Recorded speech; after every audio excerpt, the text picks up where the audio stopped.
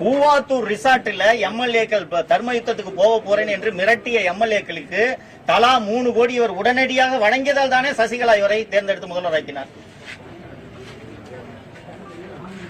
அப்படி இருக்கையில் இவர் மீது ஏன் ஒரே ஒரு வழக்கு கூட நிலுவையில் இல்லை? அப்போ உங்க கூட இருக்கக்கூடிய உங்கள் கட்சி தலைவர்கள் தளபதிகள் ஊழல் வழக்கை எதிர்கொண்டிருக்கிறார்கள். நீங்கள் திமுகவோடு ரகசிய உறவு இருந்ததனால் தான் உங்களுக்கு திமுக நாங்க ஆதரவு அளிக்கிறோம், நீங்க முதலமைச்சர் இருங்கன்னு சொல்றது இனிப்பாக இருந்தது.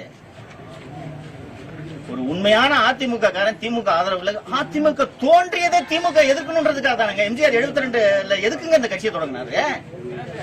திமுகவை ஒழிக்கிறேன்றதுக்காக தொடங்கின கட்சி இது.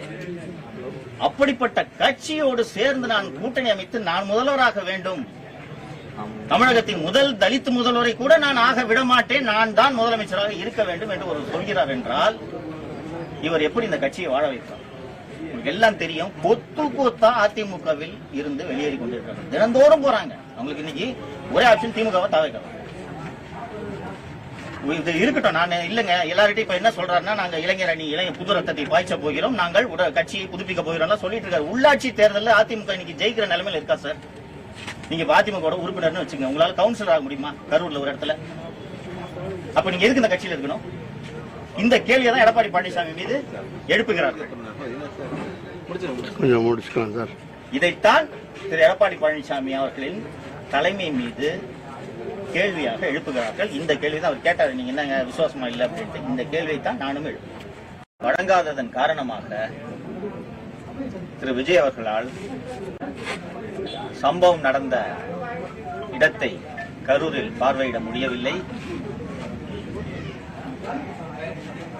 உறவினர்களையும் பிள்ளைகளையும் உற்றாரையும் இழந்த அந்த பாதிக்கப்பட்ட குடும்பத்தினருக்கு நேரில் ஆறுதல் சொல்லக்கூட அன்று பாதுகாப்பு இல்லாத சூழ்நிலை நிலவியதன் காரணமாக உயிரிழந்தவர்களின் குடும்பங்களை மகாபலிபுரத்திற்கு வரச் செய்து ஆறுதல் அளித்தார்.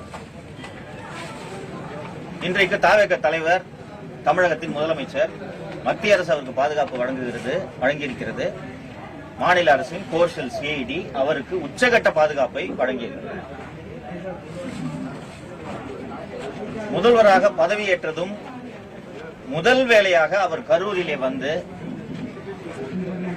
அந்த உயிரிழந்த மக்களின் படத்துக்கு அஞ்சலி செலுத்துவார் என்று நான் எதிர்பார்த்தேன். நடக்கவில்லை.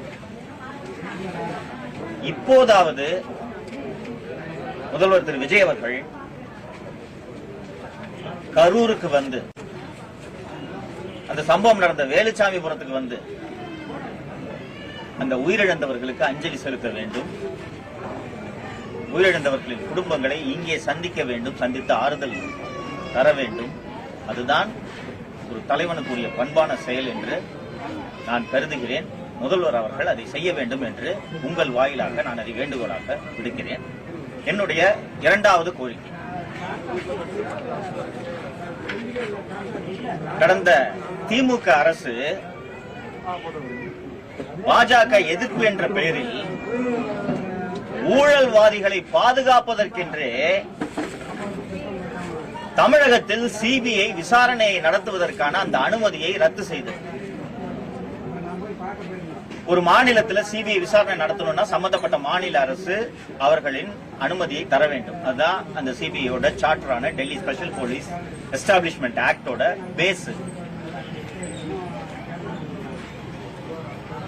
மேற்கு வங்கத்திலே திரிணாமுல் காங்கிரஸ் அரசும் திருமதி செல்வி மம்தா பானர்ஜி அரசும் சிபிஐ வழக்கு விசாரணை செய்வதற்கான அந்த அனுமதியை ரத்து செய்திருந்தது. இப்போது பிஜேபி அரசு பதவியேற்றது முதல் வேளையாக சிபிஐ விசாரணை நடத்துவதற்கான அனுமதியை அங்கே பிஜேபி அரசு பிறப்பித்துள்ளது. அதே போல தமிழகத்திலும் சிபிஐ விசாரணை நடத்துவதற்கான அனுமதியை முதல்வர் அவர்கள் உடனடியாக வழங்க வேண்டும் என்று நான் கோரிக்கை வைக்க விரும்புகிறேன். என்ன காரணம் என்றால், திருச்சி ஏர்போர்ட் இருக்கு, மதுரை ஏர்போர்ட் இருக்கு, இது போல ஏராளமான மத்திய அரசு அலுவலகங்கள் இருக்கின்றன. மாநில அரசு அலுவலகங்களிலே எப்படி லஞ்சமும் ஊழலும் புரையோடி போய் இருக்கிறதோ, இதே போல மத்திய அரசு அலுவலகங்களிலும் ஊழல் புரையோடி போயிருக்கிறது. எனக்கு தெரிந்து வெளிநாடுகளிலிருந்து பொருட்களையும் தங்கத்தையும் வாங்கி வந்த பலர் இந்த கஸ்டம்ஸ் அதிகாரிகளுக்கு லஞ்சம் கொடுக்க வேண்டிய நெருக்கடிக்கு கடந்த 5 ஆண்டுகளில் ஆளாகி இருக்கிறார்கள். ஒரு சட்டபூர்வமா ஒரு தங்கத்தை எடுத்துட்டு வந்து மாட்டிக்கிட்டாரு. அவர்கிட்ட ஒரு பெரிய தொகையை ஒரு கஸ்டம்ஸ் அதிகாரி கேட்கிறாரு. நான் சொல்றது திருச்சி விமான நிலையத்துல கேட்கும் போது அந்த கஸ்டம்ஸ் அதிகாரி அநியாயமான ஒரு பெரும் தொகையை லஞ்சமாக கேட்கிறார். கேட்கும் போது அவர் என்ன அணுகினார், இந்த மாதிரி இந்த கஸ்டம்ஸ் அதிகாரி இப்படி கேட்கிறாரு அப்படின்னு சொல்லும் போது என்னாலும் ஒன்றும் செய்ய முடியவில்லை. என்னவென்றால் அவர் நேரடியாக சென்று சிபிஐயிடம் புகார் அளித்தால் கூட சிபிஐ அதிகாரிகள் கையறு நிலையில் இருந்தார்கள். அவங்களால அந்த கஸ்டம்ஸ் அதிகாரி மேல நடவடிக்கை எடுக்க முடியாது. கண்ணு முன்னாடி கஸ்டம்ஸ் ஒரு உதாரணத்துக்கு சொன்ன, இது போல மத்திய அரசு அலுவலகங்களில் ஊழல் புறையோடி போயிருக்கிறது. பிஜேபி எதிர்ப்பு என்ற ஒரே காரணத்தை வைத்து சிபிஐ வழக்கு விசாரணை நடத்துவதற்கான அனுமதியை திமுக அரசு ரத்து செய்திருக்கிறது. இதெல்லாம் முதல்வரோட கவனத்திற்கு இதெல்லாம் சென்றிருக்காது. உடன் இருக்கக்கூடிய ஆலோசகர்களும் மரியாதைக்குரிய அதிகாரிகளும் முதல்வரிடத்திலே இதை எடுத்து சொல்லி இந்த அனுமதியை உடனடியாக வழங்க வேண்டும். இதே போல அமலாக்கத்துறை கடந்த அக்டோபர் 2024 தமிழக அரசுக்கு ஒரு கடிதம் எழுதியது. என்ன கடிதம் என்றால், என்போர்ஸ்மெண்ட் டைரக்டரேட்டுக்கு என்று அமலாக்கத்துறைக்கு என்று ஒரு நோடல் ஆபீசரை அப்பாயிண்ட் பண்ணுங்க அப்படின்றது. அந்த நோடல் ஆபீசரோட பர்பஸ் என்னன்னா, இங்க வழக்கறிஞர்கள் இருக்கிறார்கள், உங்களில் பலருக்கு இது தெரியும். அமலாக்கத்துறை சட்டவிரோத பண பரிவர்த்தனை தொடர்பாகத்தான் விசாரணை நடத்த முடியும். அமலாக்கத்துறை நேரடியாக எஃப்ஐஆர் போட முடியாது. ஏற்கனவே ஒரு எஃப்ஐஆர் இருக்குன்னா அந்த எஃப்ஐஆர்ல சட்டவிரோத பண பரிவர்த்தனை நடந்திருக்கான்றது மட்டும்தான் அமலாக்கத்துறை விசாரிக்க முடியும். அப்ப எந்த டிபார்ட்மெண்ட்ல எங்க எஃப்ஐஆர் போட்டிருக்காங்க, எதுல மணி லாண்டரிங் நடந்திருக்கு அப்படின்றத அமலாக்கத்துறை விசாரிக்கிறதுக்கு சம்பந்தப்பட்ட டிபார்ட்மெண்ட்ஸ் கிட்ட இருந்து எஃப்ஐஆர்ஸ் கலெக்ட் பண்ணி அந்த நோடல் ஆபீசர்கிட்ட கொடுக்கணும். சோ ஸ்டேட் கவர்மெண்ட் ஒரு நோடல் ஆபீசரை அப்பாயிண்ட் பண்ணுங்கன்ட்டு அமலாக்கத்துறை அக்டோபர் 2024 தமிழக அரசுக்கு ஒரு கடிதம் எழுதினார்கள். அதற்கு பிறகு 2-3 நினைவூட்டு கடிதங்கள் அனுப்பியிருக்கிறார்கள். தமிழக அரசு ஊழல் பெருச்சாளிகளை காப்பாற்றுவதற்கென்றே நடந்த அரசு திமுக அரசு. ஏன்னா இவங்களே நோடல் ஆபீசர் அப்பாயிண்ட் பண்ணா முதல்ல அவங்க கட்சிக்காரங்க பூரா 3/4 பேர் உள்ள இருப்பாங்க, மகனே உள்ள இருப்பாரு. அதனால அந்த நோடல் ஆபீசரை நியமிக்கவே இல்லை. இன்னொன்னு, இந்த நோடல் ஆபீசரை அப்பாயிண்ட் பண்றது தமிழக அரசுக்கு ஆப்ஷன் இல்ல. நீங்க புரிஞ்சுக்கணும். FATF என்று சொல்லக்கூடிய சர்வதேச பினான்சியல் ஆக்ஷன் டாஸ்க் போர்ஸ் என்பது ஒரு சர்வதேச அமைப்பு. இந்தியா அதில் ஒரு உறுப்பு நாடு. உறுப்பு நாடாக இந்தியா கையெழுத்து போட்டுவிட்டு இந்த நோடல் ஆபீசர் அப்பாயிண்ட் பண்ணாம இருக்கிறது அந்த ஒப்பந்தத்தை மீறுவதாகும். தென்னிந்தியாவிலே 5 மாநிலங்களில் இந்த நோடல் ஆபீசர் என்போர்ஸ்மெண்ட் டைரக்டரேட்டுக்கான நோடல் ஆபீசரை அப்பாயிண்ட் பண்ணாம இருக்கிற ஒரே மாநிலம் தமிழக அரசு மட்டும்தான் என்பதை முதல்வர் அவர்களுக்கு நினைவுபடுத்த விரும்புகிறேன். இந்த 2 கோரிக்கைகளையும் நிறைவேற்ற வேண்டும் என்று இந்த கரூரில் இருந்து முதல்வர் அவர்களுக்கு வேண்டுகோள் வைக்கிறேன். ஆட்சி மாறிடுச்சு, இன்னமும் டெல்லி கோர்ட்டு காவல் நிலையம் போயிட்டே இருக்கீங்க. இந்த ஆட்சியிலும் உங்களை அலைவுறாங்க.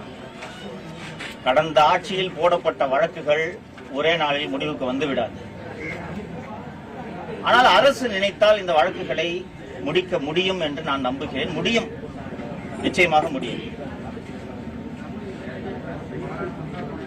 என் வாழ்க்கையே போராட்டம் சார்.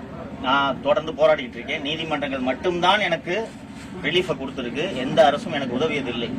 அதிமுக ஆட்சி காலத்தில் கோபேக் மோடி போட்ட ட்வீட்டுக்காக அதிமுக அரசில் பதிவு செய்த வழக்கை திமுக அரசு குற்றப்பத்திரிகை தாக்கல் செஞ்சு இன்னும் அந்த வழக்கு நடந்துட்டு இருக்கு. ஸோ நீதிமன்றங்கள் மூலமா தான் எனக்கு ரிலீஃப் வந்திருக்கு. என்ன விடுங்க, நான் ஒரு பத்திரிகையாளன், வெளி நிக்கிறேன். தமிழக வெற்றி கழகத்தின் ஒரே தேசிய செய்தி தொடர்பாளர் எனது அருமை நண்பர் ரெட்பிக்ஸ் சேனலின் உரிமையாளர் திரு ஃபெலிக்ஸ் ஜெரால்ட் அவர்கள் கடந்த ஆட்சி காலத்திலே அந்த அரசை எதிர்த்து பேசினோம் என்பதற்காக